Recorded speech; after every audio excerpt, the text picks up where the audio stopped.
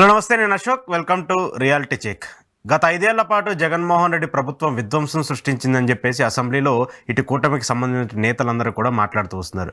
జగన్మోహన్ రెడ్డి తీసుకొచ్చే పథకాలు కావచ్చు, అలాగే వాలంటరీ వ్యవస్థ కావచ్చు, దిశ యాప్ కావచ్చు, ఇవన్నీ కూడా జగన్మోహన్ రెడ్డి చట్టభద్రత లేకుండా కావాలని తన రాజకీయ స్వప్రయోజనాల కోసం వాడుకున్నారని చెప్పేసి పదే పదే చంద్రబాబు నాయుడు గారు మాట్లాడుతూ వస్తున్నారు. అంతేకాకుండా ఏపీ రాష్ట్రాన్ని అప్పుల కుప్పగా మార్చారని చెప్పేసి అసెంబ్లీలో ఒక తప్పుడు లెక్కలు చూపించారని చెప్పేసి జగన్మోహన్ రెడ్డి అయితే డైరెక్ట్గా గంటన్నర సేపు ప్రెస్ మీట్ పెట్టి కూటమి మీద వ్యాఖ్యలు చేస్తూ వచ్చారు. వాలంటరీ వ్యవస్థ తీసేయడాన్ని, దాంతోపాటు సోషల్ మీడియాకు సంబంధించిన అక్రమ అరెస్టులపైన, వీటన్నిటిపైన కూడా పోరాటానికి సిద్ధంగా ఉంటానంటూ కూడా కార్యకర్తలకు, అలాగే సోషల్ మీడియాకు సంబంధించిన వ్యక్తులకు కూడా జగన్మోహన్ రెడ్డి భరోసా ఇస్తున్నారు. కూటమి సర్కార్ని వైసీపీ పార్టీ ఎలా ఎదుర్కోబోతుంది, ఈ 5 ఏళ్ల పాటు వ్యూహం ఎలా ఉండబోతుంది వైసీపీ పార్టీకి సంబంధించి, జగన్మోహన్ రెడ్డికి సంబంధించిన అంశం మీద ఈరోజు రియాలిటీ చెక్లో మాట్లాడదాం. రియాలిటీ చెక్లో నాతో పాటు పార్టిసిపేట్ చేస్తున్నారు వైసీపీ నుంచి వెంకటరెడ్డి గారు. వెంకటరెడ్డి గారు నమస్తే. నమస్తే అండి అశోక్ గారు, మీకు అట్లానే ఈహాటీవీ ప్రేక్షకులందరికీ నమస్కారం సార్. నమస్తే. ఏంటి నిన్న చంద్రబాబు నాయుడు గారి వ్యాఖ్యలు, ఈ రోజు చంద్రబాబు నాయుడు గారి వ్యాఖ్యలు, ఆయన కంటిన్యూ చేస్తూనే వస్తున్నారు మీ మీద దాడిని. దీన్ని మీరు ఎలా చూస్తారు? శ్మశానం ముందు ముగ్గుండదు, చంద్రబాబు నాయుడుకి సిగ్గు ఉండదు అని చెప్తాను నేను. మనిషి పుట్టక పుట్టాడా, సీఎం మాట్లాడుతున్నాడు, కనీసం అవగాహన ఉండే మాట్లాడుతున్నాడా? అరే 4వ సారి ముఖ్యమంత్రిగా చేసు, నీ జీవితం అంతా అబద్ధాలేనా? నీకు 75 ఏళ్ళ వయసు వస్తుంది దాదాపుగా, ఇప్పటికన్నా కొద్దిగా మనిషిలాగా ప్రవర్తించని చెప్తున్నా. ఇక నిరంతరం అబద్ధాలు, ఇదే ప్రచారం. ఎన్నికల్లో ఇదే విధంగా హామీలు ఇచ్చాడు అబద్ధాలు. నేను అధికారంలోకి వస్తే అది చేస్తా, ఇది చేస్తా అని. ఈ రోజు ఏమైనా ఒకటైనా చేస్తున్నాడా? దాదాపుగా 5 నెలలు దాటింది ఈ కూటమి ప్రభుత్వం అధికారంలోకి వచ్చింది. నిన్న చంద్రబాబు నాయుడు గారు అసెంబ్లీలో చెప్పాడు, 162 రోజుల పరిపాలన చాలా అద్భుతంగా చేశాయని చెప్పి సొల్లు కబుర్లు చెప్తా ఉన్నాడు. నేను అడుగుతా ఉన్నా సూటిగా, ఎన్నికలకు ముందు మీరు చెప్పినటువంటి ఏంటి? ఆంధ్రప్రదేశ్ రాష్ట్రం అడుక్కుదింది, శ్రీలంక అయిపోయింది, వెనుజులా అయిపోయింది, 9 లక్షల కోట్ల అప్పు, 10 లక్షల కోట్లు, మళ్ళీ 4 రోజులు పోతే 12 లక్షల కోట్లు, మళ్ళీ 2 రోజులు పోయిన తర్వాత 14 లక్షల కోట్లు అని చెప్పి అబద్ధాలు చెప్పారు కదా. మరి మీరే అసెంబ్లీలో బడ్జెట్ ప్రవేశపెట్టేటప్పుడు ఆంధ్రప్రదేశ్ రాష్ట్రానికి సంబంధించి ఏదైతే రిజర్వ్ బ్యాంక్ ద్వారా తీసుకున్నటువంటి అప్పులు కావచ్చు, లేదంటే కార్పొరేషన్ల ద్వారా తీసుకున్నటువంటి అప్పులు కావచ్చు, బ్యాంకు గ్యారంటీ, నాన్ గ్యారంటీ తీసుకున్న అప్పులు కావచ్చు, మొత్తం విద్యుత్తుకు సంబంధించినటువంటి బకాయిలు కావచ్చు, మొత్తం కలిపి ఉన్నటువంటి అప్పులు 6.5 లక్షల కోట్లు అని చెప్పారు. మళ్ళీ చెప్పినటువంటి తెల్లారే మళ్ళీ ఇంకా ఏదో ఉంది, ఇంకా అదేదో ఉంది, 10 లక్షల కోట్లు. ఏ మొహం పెట్టుకొని చెప్తున్నారు? ఏ విధంగా చెప్తున్నారు? మనం మనిషి జన్మలో పుట్టాం అందరం. మనిషి జన్మన్నా కనీసం ఒక్కరోజన్నా నిజం చెప్పాలి కదా. చంద్రబాబు నాయుడు జీవితంలో నిజం చెప్పేటటువంటి పరిస్థితి లేదు. అసెంబ్లీ సాక్షిగా అబద్ధాలు. అసెంబ్లీలో మొట్టమొదటి వాళ్ళ అధికారంలోకి రాగానే వచ్చినటువంటి మొట్టమొదటి అసెంబ్లీ సమావేశాల్లో 14 లక్షల కోట్లు అప్పు ఉందంటున్నారు, మాకు ఇప్పుడు దాకా తెలిసిన లెక్కలు 10 లక్షల కోట్లు అని చెప్పి ఒక ప్రాజెక్ట్ వేసి మరి ఏదో చెప్పారు. ఏది కాంట్రాక్టులు చెల్లించాలని బకాయిలు అన్ని కలిపి ఏదో చెప్పారు. అసలు ఎవరికి ఏం చెల్లించాలి? ఎక్కడైనా అప్పులు అంటే రేపు పొద్దున ఫర్దర్ గా ఒక వచ్చే 5 ఏళ్ళు చెల్లించాల్సినటువంటి అసలు వడ్డీ కూడా కలిపి దీంట్లో వేస్తామా? ఏం కదా. ఇలాంటివి అబద్ధాలు పదే పదే. ఇక్కడ ఆంధ్రప్రదేశ్ ఆర్థిక విధ్వంసం జరిగిపోయిందని, ఆంధ్రప్రదేశ్ ఏదైతే ఘోరాతి ఘోరమైనటువంటి స్టేజ్ లో ఉందని చెప్పి నిరంతరం అబద్ధాలు ప్రచారం చేసి, ఏదైతే మీరు అన్నట్టుగా ఆర్గనైజ్డ్ క్రిమినల్స్ గా కొంతమందిని మీరు పెట్టుకొని ఆర్గనైజ్డ్ క్రైమ్ చేసి ఈ రోజు మళ్ళీ మీరు ఉల్టా జగన్మోహన్ రెడ్డి గారి మీద మాట్లాడటం ఏంటి? ఇంకా అది రాజకీయ స్ట్రాటజీ, మీరు ఫెయిల్ అయ్యారని చెప్పేసి వాళ్ళు క్లియర్ గా చెప్తున్నట్టు ఉంది. అది అదేదో చేయలేనది, అదేదో వారం అని సామెత ఉంటుంది. నేను మళ్ళీ డైరెక్ట్ గా చెప్తే ఫీల్ అవుతాడు, లేదంటే మీకు అన్నట్టుగా డైరెక్ట్ గా నన్ను ఆ వారం అన్నాడు అని చెప్పి కేసులు కూడా పెడతారు. కాబట్టి ఓపెన్ గా చెప్తుంది ఏంటంటే, మీరు జగన్మోహన్ రెడ్డి గారు ప్రెస్ మీట్ పెట్టి దాదాపుగా 2 గంటలకు పైగా ప్రెస్ మీట్ పెట్టి, ఇదిగో 2014 to 19 మధ్య ఎప్పుడెప్పుడు ఎంతెంత దానికి వడ్డీలు చెల్లించాం, 2019 to 24 మధ్య ఎంతెంత అప్పులు చేశాం, ఇప్పుడు ఆంధ్రప్రదేశ్ రాష్ట్రానికి ఉన్నటువంటి ఆర్థిక వెసులుబాటు ఏంటి, మేము అధికంగా అప్పులు తీసుకున్నామా, మీరు అధికంగా తీసుకున్నారా, మేమెంత తీసుకున్నాం, ఇట్లా ఓపెన్ గా ఆయన point to point subject wise గా లెక్కలతో సహా, ఆధారాలతో సహా, కాగ్ రిపోర్ట్లు, రిజర్వ్ బ్యాంక్ ఆఫ్ ఇండియా రిపోర్ట్లు, బడ్జెట్ సంబంధించినటువంటి మొత్తం చెప్తా ఆయన ప్రెస్ మీట్ పెట్టారు. అవును. మరి మీ వాళ్ళు 164 మంది ఎమ్మెల్యేలు ఉన్నారు కదా, చెప్పుకోవడానికి చాలా పెద్ద ఫిగర్ కదా. సిగ్గన్నా ఉండాలి కదా. 164 మంది ఒక్కరు కాదు కదా. మాకున్న బలం 11, మీకున్న బలం 164. మరి మీరు 164 మంది ఉన్నప్పుడు మీరు ఆ 164 మందిలో కనీసం ఒక్కళ్ళని వచ్చి ఎస్ దీనికి నేను ఇది వివరణ ఇస్తున్నా, దీనికి ఇది వివరణ ఇస్తున్నా, క్వశ్చన్ టు ఆన్సర్ చెప్పేటటువంటి ధైర్యం చేయలేక, అడ్డంగా దొరికిపోయినాక అదేదో సామెత ఉంటుంది సార్, రంకు చేసినాడు బొంకు చేయడా అన్నట్టుగా ఆల్రెడీ ఇట్లానే రంకు నేర్చినటువంటి చంద్రబాబు నాయుడు బొంకెందుకు నేర్చడు? ఆ రంకు ఆల్రెడీ నేర్చున్నాడు, అనేక సందర్భాల్లో నేర్చున్నాడు. అసెంబ్లీకి రమ్మన్నారు కదా, అసెంబ్లీకి వచ్చి రండి, అసెంబ్లీకి రండి, అసెంబ్లీకి వస్తే మైక్ ఇస్తాము, ప్రశాంతంగా మీరు ఏవైతే ప్రశ్నలు అడగాలో, ఏవైతే క్వశ్చన్ చేయాలో అవన్నీ క్వశ్చన్ చేయండి చెప్పి చెప్తున్నారు కదా. అసెంబ్లీకి రమ్మన్నాడు చంద్రబాబు నాయుడు గారు, అడుగుతున్నారు కదా. ప్రెస్ మీట్ లో ఎవరిని ఇవ్వలేడంట, మమ్మల్ని అసెంబ్లీకి రమ్మన్నాడు కదా. నేను ఒకటే అడుగుతున్నా చంద్రబాబు నాయుడు, మీరు 164 మంది ఉన్నారు, మేము 11 మంది. మీరే పదే మమ్మల్ని 11 మంది క్రికెట్ ప్లేయర్స్ ఇట్లా మమ్మల్ని అవహేళనగా మాట్లాడుతున్నారు కదా. పర్లేదు, అన్ని అవహేళనలు తీసుకోవడానికి మేము సిద్ధంగానే ఉన్నాం. ఈవీఎంల తీర్పుని మేము శిరసా వహిస్తున్నాం, తప్పదు కాబట్టి. మీరు అన్నట్టుగా మరి 11 మందికి నాయకత్వం వహిస్తున్నటువంటి జగన్మోహన్ రెడ్డి గారికి ప్రతిపక్ష హోదా ఇవ్వడానికి భయపడుతున్న 164 మంది శాసనసభ్యులకి నాయకత్వం వహిస్తున్న మీరు కదా భయపడుతుంది. పులివెందుల శాసనసభ్యుడిగా మీకు ఎప్పుడో 2 రోజులకో రోజు 3 రోజులకో రోజు మైక్ ఇస్తా రండి అంటే ఏం చేయాలి? అసెంబ్లీకి వచ్చి అమ్మ నా బూతులు తిట్టించుకోవాలా? మీరు అసెంబ్లీలో మాట్లాడుతున్న ఈ పచ్చి అబద్ధాలు, దాని మీద వచ్చి ఏం మాట్లాడాలి? ప్రతిపక్ష హోదా ఇవ్వండి, మీ 164 మందికి మీ సమాధానం చెప్పడానికి జగన్మోహన్ రెడ్డి గారు ఒక్కరు సిద్ధంగా ఉన్నారు. మా శాసనసభ్యులు మిగిలిన జగన్మోహన్ రెడ్డి గారితో కలిపి మొత్తం 11 మంది సిద్ధంగా ఉన్నారు.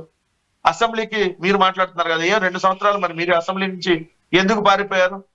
మీ భార్య గారిని ఏం అనకపోయినా అన్నానని చెప్పి దొంగ ఏడుపులు ఏడ్చి దొంగ నాటకాలు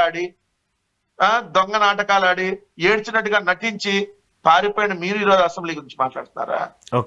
సింగిల్ గా పోటీ చేసి కూడా ఈవీఎంలు మీరు మేనేజ్ చేసినా కూడా 40% ఓట్లు సాధించినటువంటి పార్టీ వైఎస్ఆర్ కాంగ్రెస్ పార్టీ.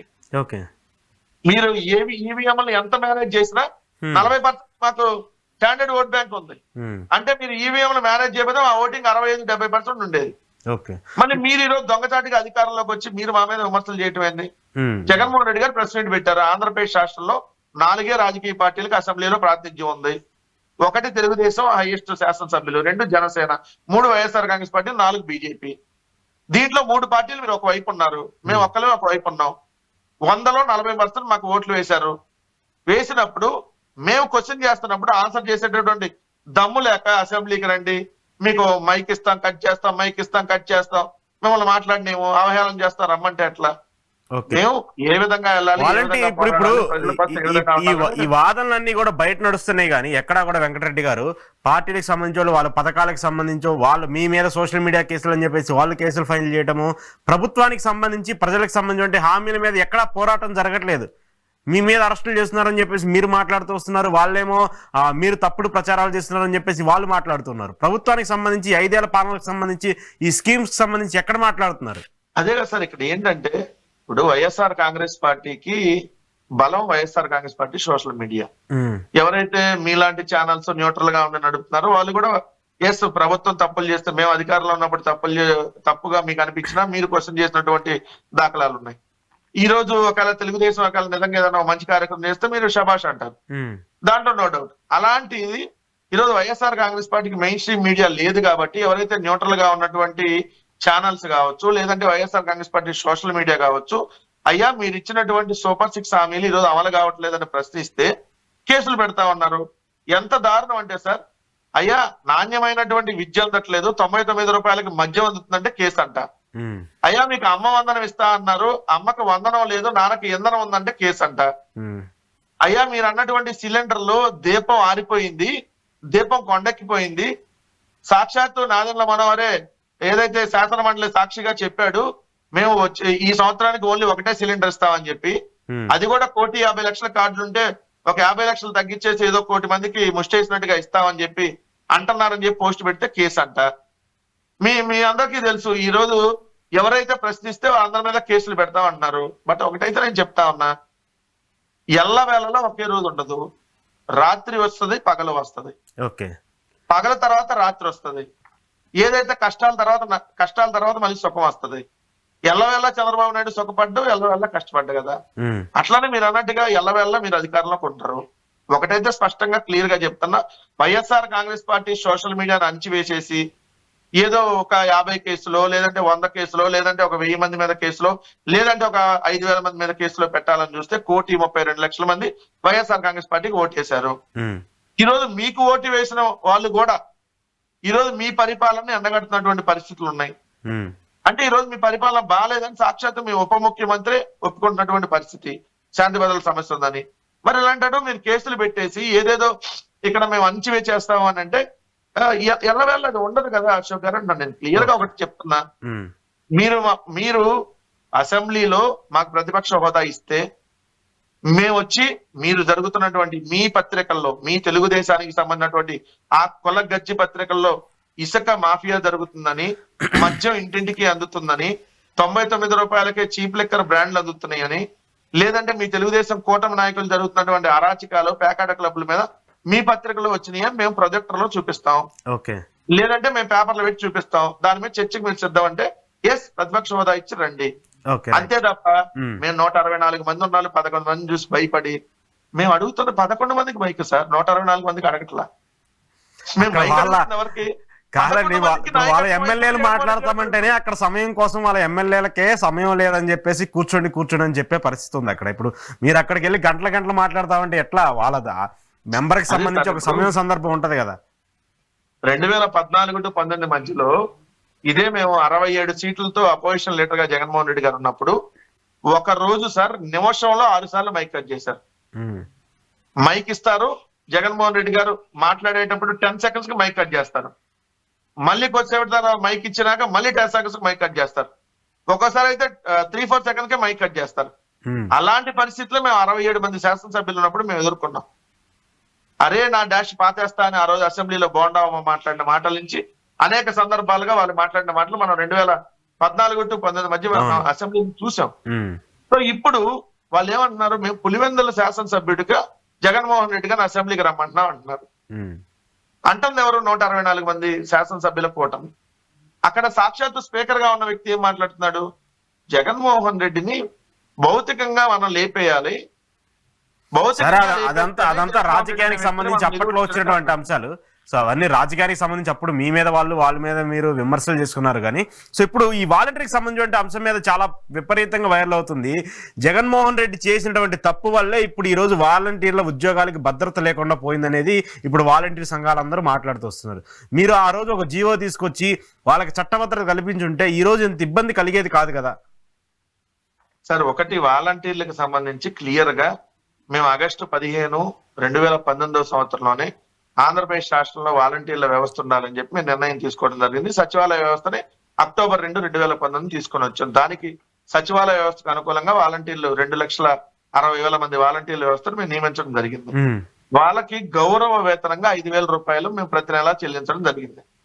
వాళ్ళు ఎంత సేవ చేశారనేది సాక్షాత్తు నరేంద్ర మోడీ గారు ఆ రోజు ప్రైమ్ మినిస్టర్ గా ఉండి ఎస్ మిగిలిన రాష్ట్రాల్లో కూడా మీరు ఈ సిస్టమ్ పాటించండి, వాలంటీర్లు చాలా బ్రహ్మాండంగా పనిచేశారని చెప్పారు. ఇప్పుడు వాలంటీర్ల వ్యవస్థ ఉంది ఆంధ్రప్రదేశ్ రాష్ట్రంలో, కానీ వాళ్ళని విధుల్లోకి తీసుకోవట్లా.